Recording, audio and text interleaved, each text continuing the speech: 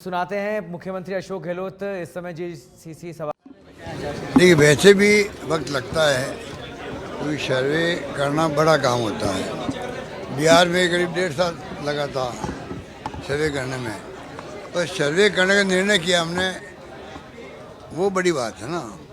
हमारी कांग्रेस पार्टी के अखिल भारतीय कांग्रेस कमेटी प्रस्ताव पार किया था रायपुर के अंदर, उसी को हम आगे बढ़ा रहे हैं। ठीक है, और उसी ढंग से मैं समझता हूँ राहुल गांधी जी आए थे जयपुर में, तभी उन्होंने भी कहा था, कर्नाटक के अंदर भी बात उठी थी।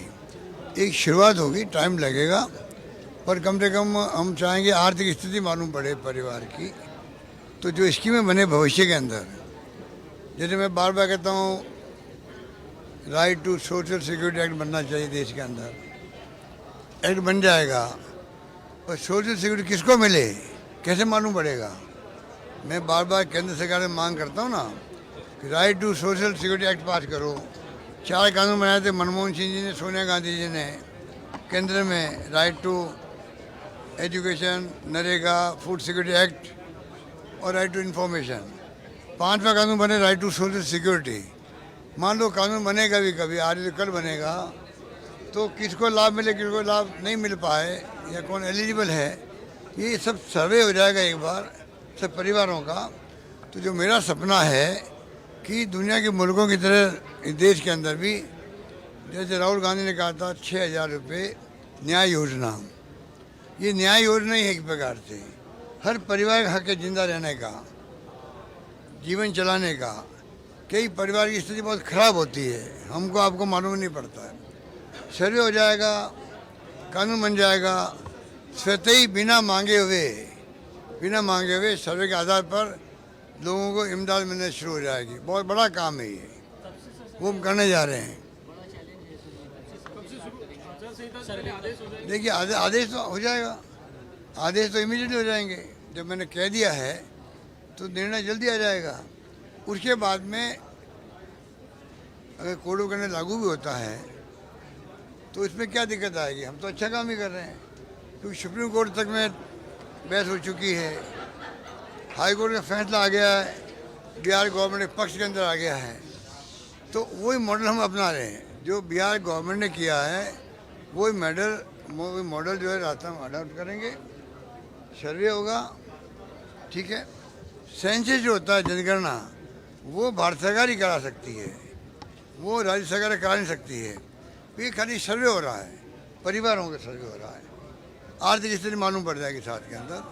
तो मैं समझता हूँ कि एक बहुत बड़ा निर्णय हुआ है और हमारी पार्टी का कमिटमेंट है कि हम इसको आगे बढ़ाएंगे। आपकी घोषणा से बीजेपी विचलित थी, कल ही रात को मीटिंग बुलानी कोर कमेटी की, करना क्या है इसके? हमारी मीटिंग, हमारा अनाउंसमेंट होते ही वो मीटिंग बुला रहे, समझ जाओ कि हमारे निर्णय का कितना बड़ा महत्व है, आप समझ सकते हैं। तो वो तो हमारी हर निर्णय को लेके उनको आलोचना करने के शब्द नहीं मिल रहे हैं, जो वर्ड होता है ना, शब्द, वो शब्द नहीं मिल रहे हैं। तो वो कभी कभी लाल डायरी, कभी पीली डायरी, कभी काली डायरी की बातें करते हैं। ये तो बौखला गए हैं वो अपने नेताओं को भी, including prime minister Amit Shah ji, Rajnath Singh ji को, नड्डा साहब को, तो यहाँ के नेताओं को ब्रीफ करना चाहिए उनको ढंग से। ये मुद्दे बनेंगे राजस्थान के अंदर साहब, इस बार बोलिएगा। हमेशा जो केंद्रीय नेता आता है पूरी ब्रीफिंग देता है स्थानीय नेताओं से। आज स्थिति ऐसी बन गई है, स्थानीय नेता जो है इश्यू बताने की स्थिति में नहीं है केंद्रीय नेताओं को, ये स्थिति है। अब केंद्रीय नेता आते हैं तो फिर वो आरोप लगाता और महिला पर अत्याचार हो रहे हैं, कानून व्यवस्था बिगड़ी हुई है। अरे इनको पूछो, जहाँ सरकार आपकी है, मध्य प्रदेश में क्या क्या घटनाएं हो रही है, यूपी में क्या हो रहा है, पूछो उनको। हम तो बहुत सुखी हैं, मैं कोई तुलना नहीं कर रहा हूँ, पर आज हमने मान लो कंपल्सरी कर दी FIR। एनडीए गवर्नमेंट और PM को चाहिए अपने राज्यों में सरकारें उनकी है, वहाँ तो कंपल्सरी करवा दे। फरियादी को जाए थाने के अंदर, FIR लॉन्च तो हो। मीडिया भी इसको उस रूप में नहीं जगह दे पाया देश के अंदर हमारे फैसले को।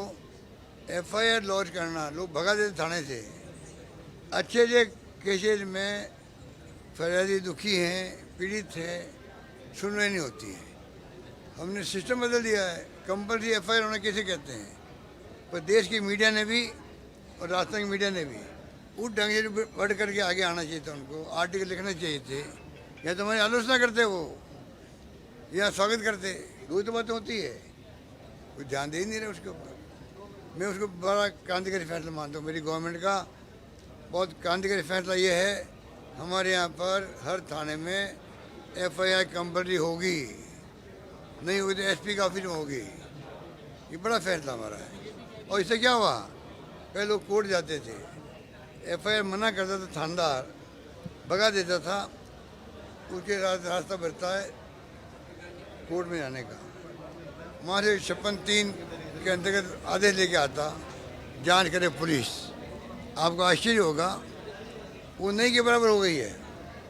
दर्द होने लग गई, क्यों जाए कोर्ट के अंदर, क्यों पैसा खर्च करे। हमारे ऐसे क्रांतिकारी फैसले हैं।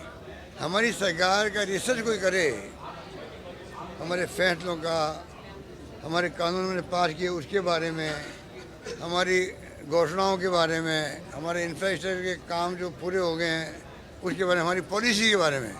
हर सेक्टर में पॉलिसी बनाई है, इंक्लूडिंग टूरिज्म। अब देखिएगा, कंपेयर करो हमारी गवर्नेंस 5 साल की क्या रही है, क्या रही है। घर घर में खुशियाँ मना रहे लोग बाग। राजस्थान का हर गांव, हर घर वो बेनिफिशियरी हमारे हैं स्कीमों से, किसी किसी रूप में। 25 लाख का बीमा हो, वो भी बेनिफिशियरी है। इलाज करना कितना महंगे इलाज है, 5 लाख, 10 लाख, 2 लाख, 1 लाख, मामूली बात है। 50,000 रुपये खर्च करना, सब फ्री हो गया। हम जानते कुछ कमियाँ भी होगी, दूर करेंगे उसको हम लोग। गजेंद्र सिंह कहते हैं कि माफ़ी मांगे तो मैं आगे उस पर कुछ करूँ। गजेंद्र सिंह कहते हैं कि आप माफ़ी मांगो सार्वजनिक, तो मैं कुछ आगे करूँ। माफ़ी उसको मांगनी चाहिए 1.5 लाख लोगों से, कि उसके नाम के साथ में संजीवनी जुड़ गई। उसका 1.5 लाख लोग बर्बाद हो गए बेचारे। उनके परिवार के अंदर जो है क्या हालात है, आंखों में आंसू हमारे आ जाते सुनते तब। क्या उनकी आंखों में आंसू नहीं आने चाहिए? गजेंद्र शेखावत साहब की आंखों में आंसू नहीं आने चाहिए क्या? डूब के 1.5 लाख परिवार डूब गए हैं। घर घर की कहानी आप सुनेंगे, 1 लाख 50,000, 5 लाख, 25 लाख, 50 लाख, 2 करोड़, 2.5 करोड़। क्या बीती होगी उनके ऊपर डूब के पैसे। तो उनके आंखों में आंसू आना जरूरी है, वो क्यों नहीं आ रहे हैं? संवेदनशीलता होनी चाहिए। केंद्रीय मंत्री बना किसे कहते हैं? मैं खुद मंत्री रहा हूँ तो मैं जानता हूँ। ये तो बड़े मंत्री बने हैं, कैबिनेट मंत्री बने हैं। आगे आके मदद करनी चाहिए उनकी। मैं तो एक बार नहीं 25 बार मैं ही मांग सकता हूँ। अगर वो आगे आके इन सब की मदद करे, पैसा दिलवा दे, मैं उनसे माफ़ी मांग लूँगा अगर मैंने कुछ गलत कहा तो। मैंने वही कहा जो कानून क्या कहता है। एज होम मिनिस्टर मेरे पास आए थे जो लोग मिलने के लिए, मैंने पता किया एसओजी से मालूम किया, ऐसे निकला ये सब मुलजिम है हमारे रिकॉर्ड के अंदर। तो मैं फिर क्या कहूँ? ये तो मैंने कहा है। अब केस करना आप जानते हो, केस कोई कर सकता है। तो मैंने कोई उसकी आलोचना भी नहीं करी। मेरे को इसी बहाने अगर बहस होगी, हो सकता है इनको खुद को दिमाग में आ जाए कि मैंने गलती कर दी है, मुझे आगे आना चाहिए। मुझसे बात करे वो, अगर सरकार का सहयोग चाहिए उनको, हमसे ले वो, हम मिलकर के पैसा चुकाएं उनका, कुछ तो वो करे आगे आकर के। जिम्मेदारी जो जेल में बैठे हुए हैं उनकी जितनी है उतनी जिम्मेदारी इनकी भी है।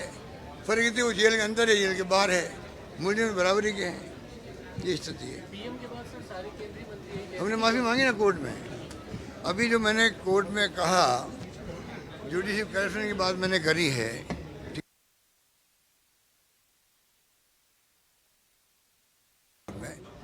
कोर्ट हो गया। कोर्ट ने मुझे जवाब मांगा, मैंने बाकायदा पूरा जवाब दिया। मैंने कहा मैंने कुछ, मेरी राय नहीं है वो। हिंदुस्तान के अंदर 8-9 सुप्रीम कोर्ट के जजेज ने, रिटायर्ड जजेज ने भी, 2 CJI ने, चीफ जस्टिस ऑफ इंडिया ने, उनके खुद के मैंने आर्टिकल पढ़े हैं। जस्टिस भड़ूचा जी ने, जस्टिस RM लोढ़ा थे, राजस्थान के ही हैं, इन्होंने क्या क्या कमेंट किए हैं वो मैंने पढ़े हैं। और पर्सन बन रहा है भाई, जुडिशरी के अंदर करप्शन है तो चिंतित होना स्वाभाविक है। मैं भी नागरिक हूँ, मैंने चिंता व्यक्त करी है। और जुडिशरी हमारे लिए अगर सम्मानित नहीं रहेगी, जुडिशरी का हर नागरिक को, हिंदुस्तान के हर नागरिक को सर्वोच्च सम्मान करना चाहिए। जुडिशल सैंक्टिटी, निष्पक्षता, उस पर विश्वास भारतवासियों का, देशवासियों का सुप्रीम रहना चाहिए, तभी लोकतंत्र बचेगा। मेरा मानना है ये लोकतंत्र आज खतरे में क्यों आ रहा है, लोकतंत्र में खतरे क्यों मंडरा रहे हैं, आज हम चिंता में क्यों हैं। आज एजेंसियों का दुरुपयोग हो रहा है, ईडी, इनकम टैक्स, सीबीआई का, जुडिशल दबाव में काम करती है। कॉलेज में जाता है नाम, भारत सरकार क्यों नहीं उनको अप्रूव करती है। हमारे पास नाम आते हैं राजस्थान में सीएम के पास में, हम इमीडिएटली फॉरवर्ड कर देते हैं दिल्ली के अंदर। कॉलेजियम जो बनता है भारत सरकार के सुप्रीम कोर्ट का कॉलेजियम, कॉलेजियम के कितने नाम अटके पड़े हैं केंद्र में, क्यों अटके पड़े भाई, दबाव में रखने के लिए जुडिशरी को। ये मेरी शिकायतें हैं।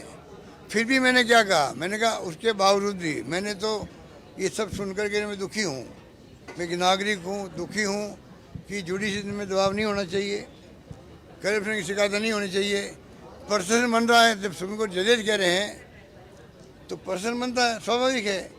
उससे ये प्रशासन नहीं बने देश के अंदर, जुडिशरी सुप्रीम रहे, ये मैंने कहा है। फिर भी आपको लगता है कि जुडिशरी में मेरे शब्दों के कारण से कंटेम्प्ट लगता है आपको, तो मैं माफ़ी मांगता हूँ अनकंडीशनल। मैंने माफ़ी लिख के दे दी उनको।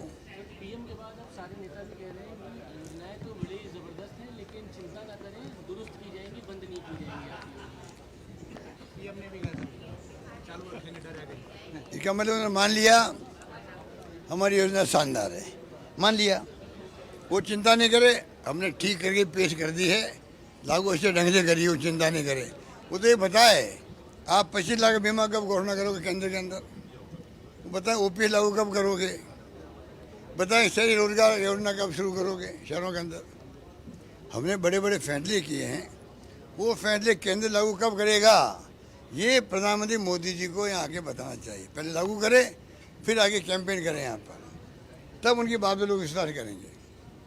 एक सर, चुनाव को लेकर गठबंधन की बात हो रही है, पिछले चुनाव में जिन पार्टियों के साथ अलायंस हुआ था, क्या वो बरकरार ये देखिए, ये पॉलिटिकल अंदरूनी मामले पार्टी के, तो मैं अभी कुछ वो तो वक्त के साथ साथ बताएंगे आपको। सर, उपराष्ट्रपति जी कह रहे हैं कि मैं मेरे घर नहीं आ सकता, क्या संविधान का उनको। आप घर पे आओ, मुख्यमंत्री निवास पे आओ, आपका स्वागत करते हैं। पहले भी स्वागत किया था, अब आगे भी स्वागत करेंगे। हमारे सम्मानीय राष्ट्रीय नागरिक है, दूसरे पहले शेखावत साहब, अब धनखड़ साहब बने उपराष्ट्रपति, हाईएस्ट रिगार्ड उनके प्रति मेरा है। उनके परिवार के हमारे संबंध रहे 50 साल से, आप जानते हो, पूरे प्रदेश जानता है। मैंने कहा, सोच समझ के कहा, जो मैंने कहा उसके मतलब क्या है वो भी समझ गए, मैं भी समझ गया हूँ, पब्लिक भी समझ गई। इससे ज़्यादा मुझे कुछ नहीं कहना।